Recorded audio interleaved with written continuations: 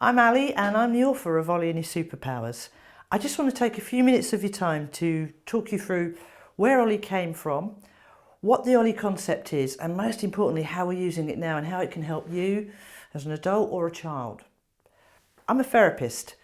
I was mainly working with adults, but I began to get children brought to me to see if I could help with behavioural issues, anger, stress, that kind of thing.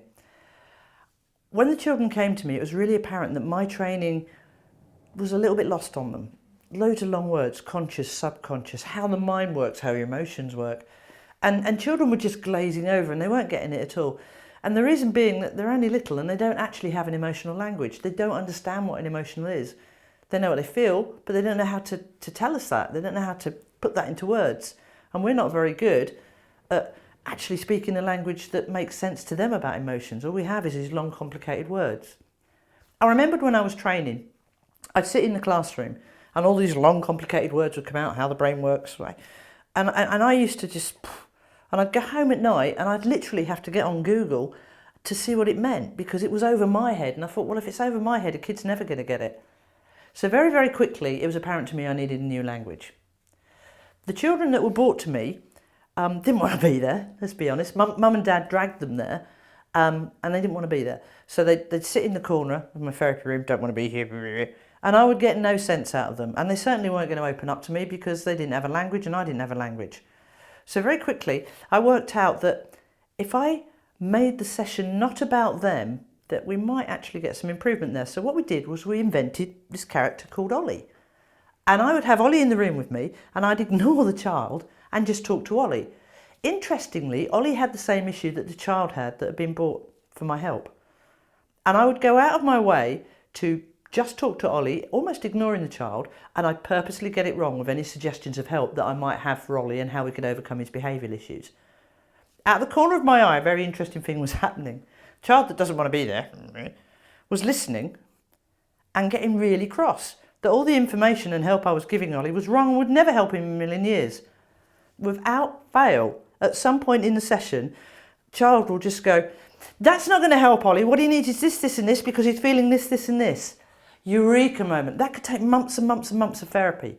Just by disassociation and putting it about a puppet, we got the child to engage because what the child was actually telling me was what they need and how I can help them. Brilliant breakthrough. So Ollie worked. How could we take that further? Next problem we had was, I could say to a child, "Wow, you need more emotional resilience and you need to understand empathy." Most kids can probably spell it, understand it, no.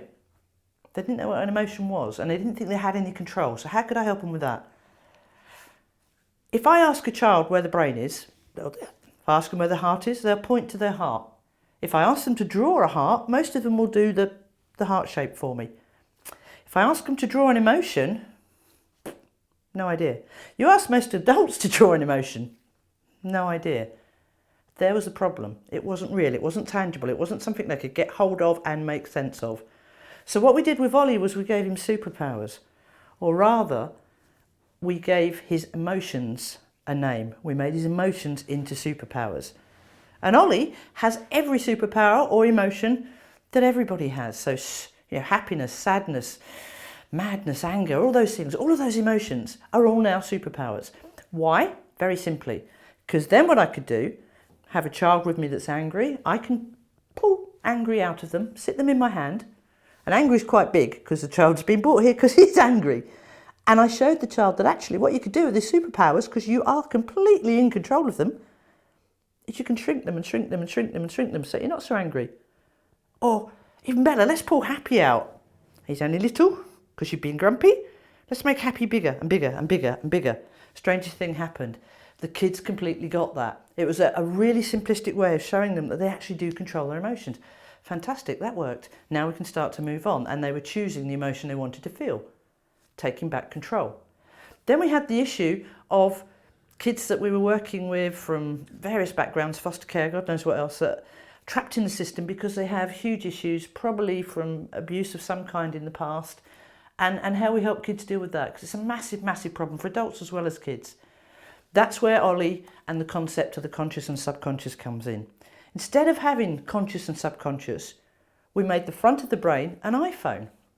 Other phones exist. Get the principle though. It can record visually, it can hear, it can smell, it can taste, it can touch, and it feeds that information back here to a blooming great library. Now that library is full of boxes.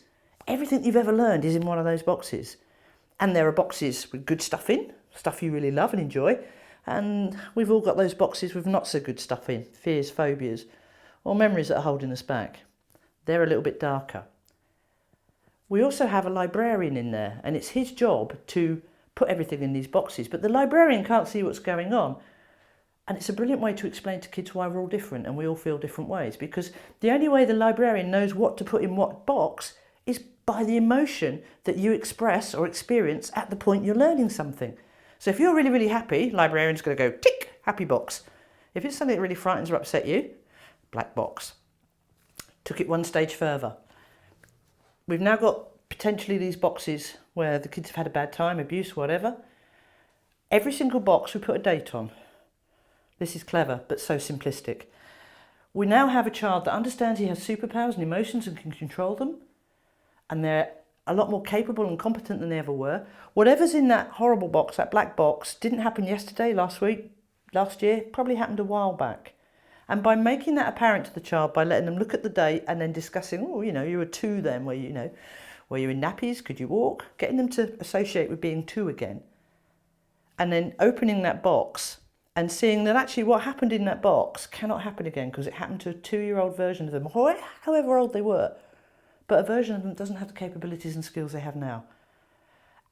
And it's wonderful. Kids are so much better at letting that go than we are as adults. Most adults have still got lots of black boxes and struggle to release them. So more and more we're finding ways that the Ollie concept gave the kids a language and a way to control their emotions and release stuff that they didn't need to carry into adulthood. What happened next? The Ollie books. I was asked, could I write a book? We wrote one, thanks to all of you. It went really well, and we now have Jessica Kingsley publishing us to write more Ollie books so that we can get to more children and parents, teachers, anyone and everyone that works with kids. Next stage, which is wonderful, very quickly, I couldn't cope anymore. I couldn't literally take on any more children myself, and yet the demand was there. What do? That's when we decided to start training other therapists up as Ollie coaches, so that every school, every hospital, the prison service, the police, foster care homes could all have access to a highly trained child therapist with the additional attributes of having the Ollie concept to give them that emotional language. And I'm really, really proud to say that we are actually out there now in all of these different agencies, and we are making a difference to the children's lives and the adults' lives, doing one-to-one coaching, training for parents, teachers, nurses, you name it. If you're interested in what we're doing and how it could work in your organisation or even for you and your child, please get in contact with us. You can contact us at www.ollieandhisuperpowers.com or you can email us at info@ollieandhisuperpowers.com. Ollie's really making a difference. Thank you for your time.